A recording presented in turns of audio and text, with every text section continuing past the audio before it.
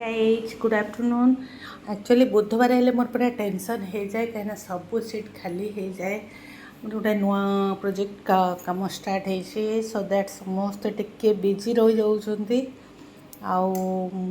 मु तो मोर से दिन कौन कर गरम भात कहीदे आगु टिके पानी पूरे दियो दही पखाड़ करदे जेहेतु बहुत माने गरम ऑफिस रे जदिओ एसी अच्छी तथापि गरम बाहर तो मु दही पखाड़ ता सांगे कहीदे मोपाई टे कलरा आइटमटा करदेवाई आलू बघार देवाई पिज टे कंचा लंका नहीं काकुड़ी नहीं खाईदेवार अच्छे।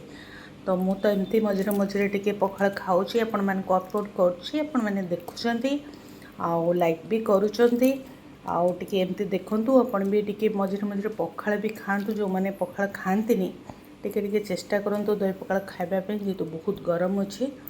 तो पखाड़ खाइले भी देहटा टे डिहाइड्रेशन आपन टे रिलैक्स पाइबे। तो दैट मुझे खाइली बर्तमान मोर खाଇବା स्टार्ट कर बर्तमान चलनी खाने चाहतु खाइबे आउ मो चैनल को टिके लाइक करेंगे सब्सक्राइब करेंगे टिके भल लगे कमेंट्स भी करेंगे। रखिली जय जगन्नाथ।